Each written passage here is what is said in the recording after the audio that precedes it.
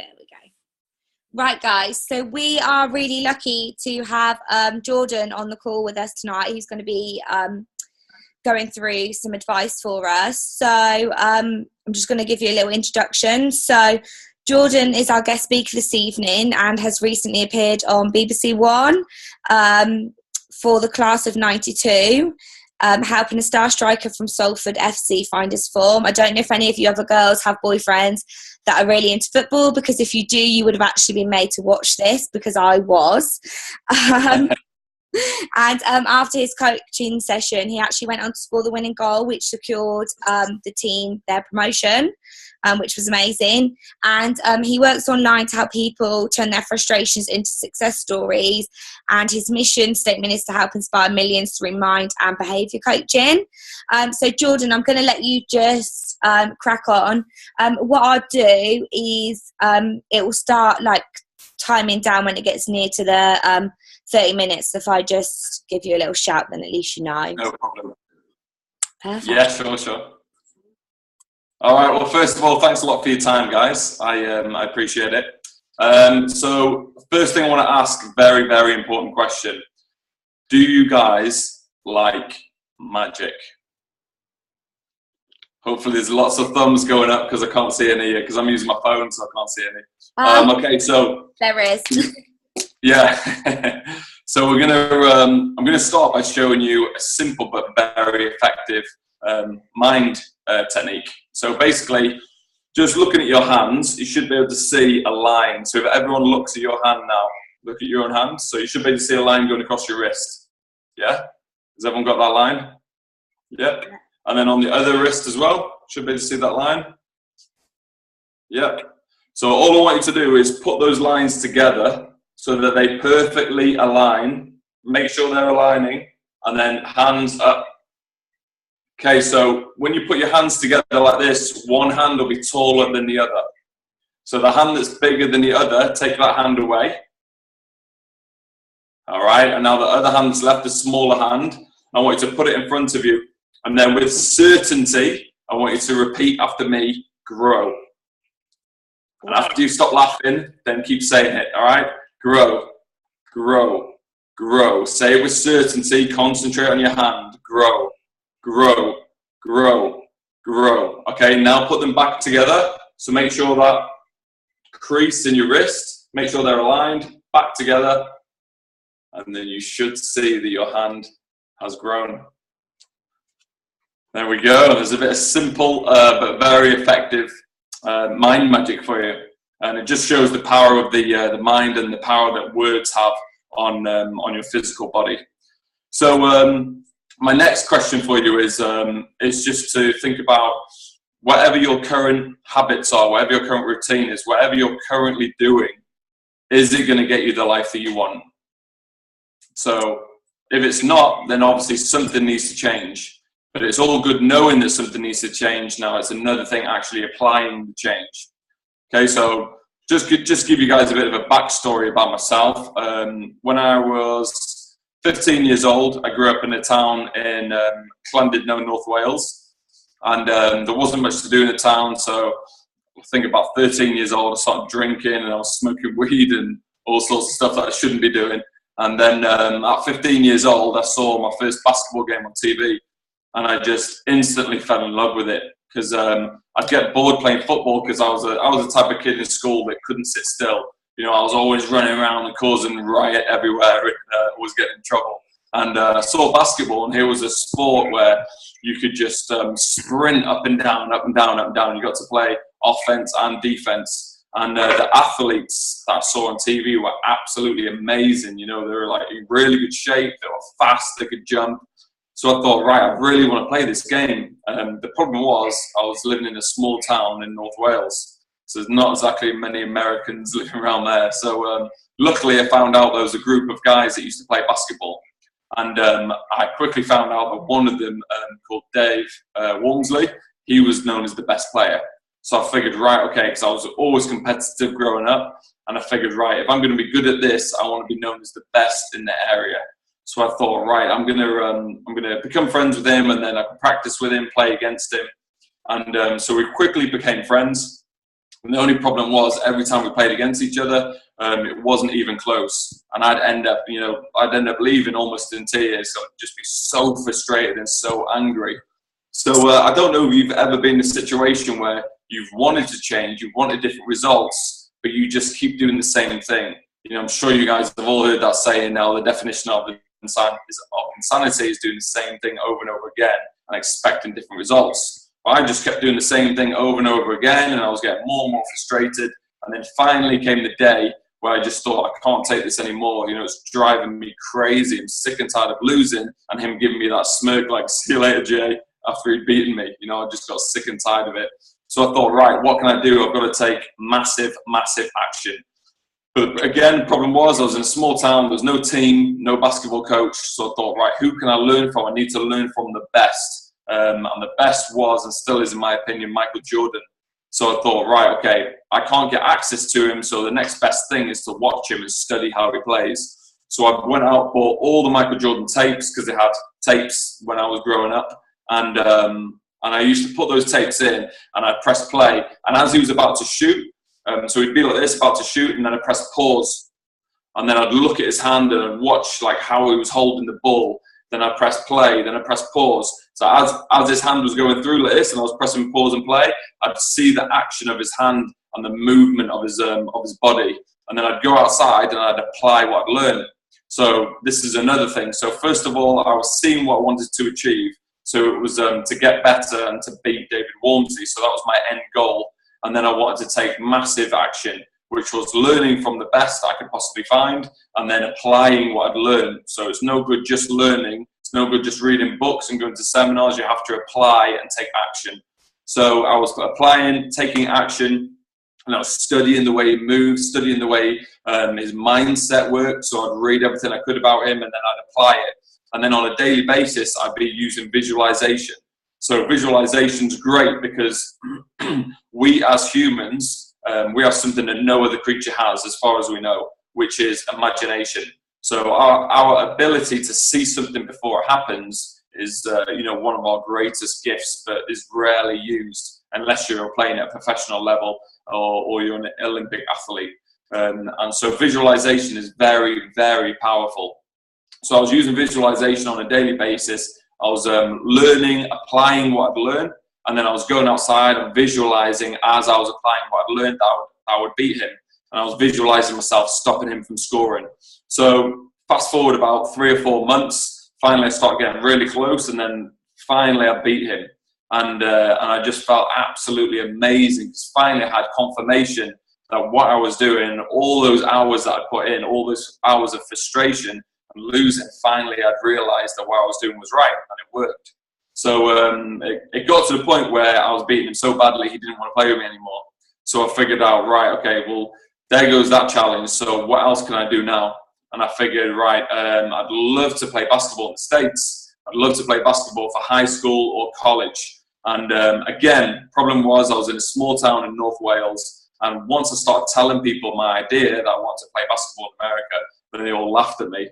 And they thought, you're not very tall, you're a white guy, because I didn't have much of a tan back then. This is like Costa del Sunbed that I've got on now. And they said, and there's no, you don't even play for a basketball team, there's no coach in the area, how the hell are you going to get the guy from Wales get over and play in America? So again, I thought, right, I've got to take massive, massive action. So I increased the amount of hours that I was practicing on every day, which was, I think I was playing between 6 and 8 hours a day. I'd get up at like 5:30 in the morning. I'd go and play before going to school. In school, every break I had, I'd be practicing. And again, I'd be using that visualization.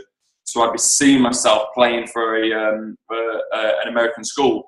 And I'd be seeing myself bringing the ball up the court. And I'd be seeing myself hitting the game-winning shot. And I did this every single day for the next 2 or 3 years. And then finally, a coach moved into the area from Manchester. And he used to play for England. He was called Dave McLean. Really, really nice guy. And straight away, we became really good friends. And he could see the passion that I had. And he began helping me and putting a lot of time and effort into me. So that's something else you need. You need a coach or a mentor that can put a lot of time and effort in, someone that can support you along the way, someone that understands your journey. and someone that's there to pick you up when you fall down. Because I still had the days when, you know, I just thought, am I just wasting my time? You know, like someone that's trying to play in America and I've not even played at a decent level. So anyway, like I said, fast forward about a year later, and I was playing for Proctor Academy in Boston, New Hampshire, USA. And we were playing, it was the last game of the season, and we were playing against New Hampshire, and they were the biggest school in the area, and they were like our arch rivals, because the school that I was playing for, Proctor, hadn't beaten New Hampshire in, I think it was almost 10 years. So it was a long, long, long time. And I was bringing the ball up. There was 2 minutes left in the game, and we were down by 2 points. So those of you who don't understand basketball, there's a semicircle, and if you score within the semicircle near the basketball net, then it's 2 points, and if you score outside the semicircle, it's 3 points. So I realised we needed a 3 point to win the game, and 3-pointers were my speciality. That's what I love to shoot. And as I was bringing the ball up the court, I could feel the pressure. You know, my heart rate was going fast as hell. All the crowd were going crazy because the whole town had come to watch us play. We were playing at home. Everyone was going mental. And as I got up to the 3-point line, the guy who was guarding me was giving me quite a lot of space, so I knew I had time to shoot it. And then, like I remember it like it was yesterday, I had no doubt in my mind that I could hit that shot. And it was because I'd had years and years of using visualization in my mind. I'd taken massive action, so over that time I built up a lot of belief in my own ability. So without even thinking about it, I still remember the star player on our team screaming for the ball, saying, Jordan, give me the ball. And I just looked at him, looked at the basket, took off, shot the ball, and it just went straight in. And then we went on to win the game. And the coach came up to me at the end of the game and just said, you know, you won that game for them because you hit that three. And it felt absolutely amazing. The whole crowd rushed onto the court like you see in the American films. And I think it was probably maybe 2 days later I started thinking about the journey that I'd been on to get there. And I started thinking, do you know what? I've actually got like a blueprint to follow here. So whatever I want to achieve, I'd see it first, and then I'd take massive, massive action. And then whatever I'd learn, I'd apply what I'd learned. And then over that time, while I was applying what I was learning, then I was building up a lot of belief. And then finally I'd achieve whatever the goal was that I had my mindset on, which is kind of my logo, my motto for my business now. My mind coaching business is see it, believe it, achieve it. Sounds pretty cheesy, but you know, it worked for me. So the first thing you need to think about is changing your mindset, or maybe not necessarily changing it, but working on your mindset. So we're going to talk about 2 different types of mindset tonight. So one of them is a fixed mindset. So if you have a fixed mindset, you find it very difficult to change. You find it very difficult to change your opinion on things, find it difficult to change your belief system. I'm sure being in this business, you guys come across loads of people like that, right? Where you approach them about this business and they're so conditioned their mind into thinking 9-to-5 businesses, then they just can't really understand the concept of the business. So I'm sure you guys can relate to that. So you need to figure out if you have a fixed mindset or what I call a growth mindset. So a growth mindset is someone who can adapt easily.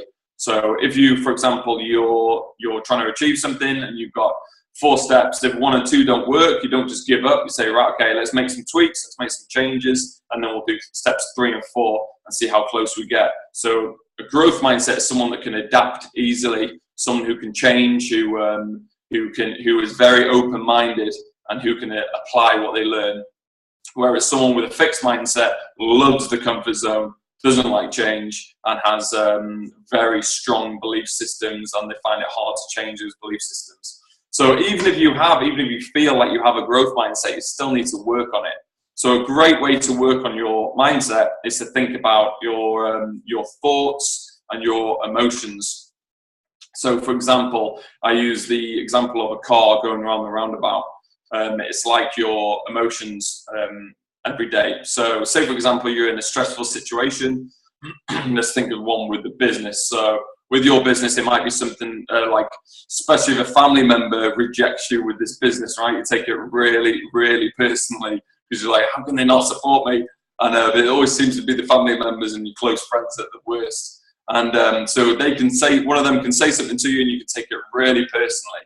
So like I said, with the car going around the roundabout, so the example is, if you imagine you're in a car and you're going around the roundabout and you've got your foot flat down, so one of two things is going to happen. Either the engine is going to explode, or the car's going to die, like literally run out of petrol. And you imagine that car is like it's like your patience in a way, or it's like your emotional, mental stamina. So if, for example, you've taken something to heart that your family member said or a close friend, and then what happens in your mind is you start thinking of different scenarios. So that negative emotion starts going round and round and round in your head, and you start thinking of things that haven't even happened yet. So you start thinking, oh God, I can't believe they said that to me. If I see them tomorrow, I'm going to say this to them. And if they say this, I'm going to say that to them. And you start playing things out that haven't even happened yet. It's crazy. And so the first step is, I've got a 3-step process that's very simple and very powerful. So the first step is to be aware that you're having these negative emotions. So that can be the hardest part. So sometimes you'll notice a whole day's gone by and you think, I've been thinking about this all day. I need to start calming down a bit more now, because you're like, a lot of the time you drive yourself crazy when something goes wrong. You're unable to deal with that negative emotion. That's what these 3 steps are going to help you do. So step 1 is being aware that you actually have that negative emotion. And a way to be aware is that once you realize it's circling around and it's gone around 5, 10, 15 times, then you need to be aware and think, hang on a minute, I keep thinking about this now. It's not going to change what's happened. So this emotion's going round and round and round. So the first one is be aware that you have a negative emotion. So step 2 is to interrupt that pattern. You have to stop it from going round and round and round and building up momentum. So the way that you stop it is you think, right, okay, let me take a step back from the situation and think, what can I actually learn from this? So what can I learn emotionally so that I don't react the same way again? And then also, what can I learn so that this situation, as in physical situation, doesn't happen again? So either you need to be more prepared, or you just need to stop giving so much meaning to what people say to you. So for example, you'll say, for example, you've got 2 friends, you can say one thing to one friend and they'll laugh and think it's the funniest thing you've ever said. And then you can say exactly the same thing to another friend and they can make out like you've just said, you're going to try and kill the whole family. And it's the worst thing you've ever said to them in your entire life, and they'll stop speaking to you for a month. Do you know what I mean? And all it is the conditioning that we have from a young age. So when you're growing up, you'll hear a certain word and then you'll associate that word with something very, very negative. So then later on in life, if someone uses that word, then all of a sudden it's like the worst thing anyone could ever say to you, right? But all it is just the meaning that you give to those words. So that's a better way of actually just going away from the steps now. That's just a better way of being able to deal with when people say certain things to you and when you react in a certain way. It's just about building emotional awareness, or emotional intelligence, they call it. So step 1 is being aware that you're actually having a negative emotion. Step 2 is to interrupt the pattern. So what can I learn from this emotionally? What type of meaning am I giving to it? And also, what can I learn so that this situation doesn't happen again and it goes the way that I want it to? And then finally, step 3 is to think, if this doesn't, will this matter in 6 months' time?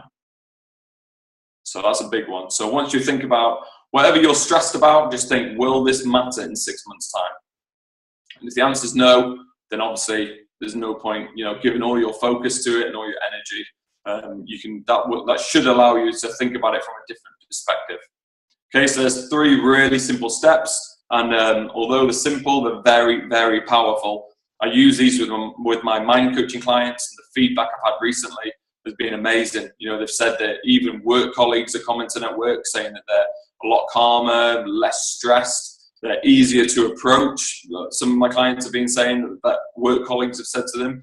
And obviously, if you're not as stressed, you're able to make better decisions, better choices. You're a better person to be around. You'll be a more positive person to be around. Then obviously that's going to affect your business, and it's going to affect how happy you are, and it's going to affect how much people want to be around you. And if you want to grow a business, you need to have the ability to attract people to want to be around you. And obviously it needs to be positive.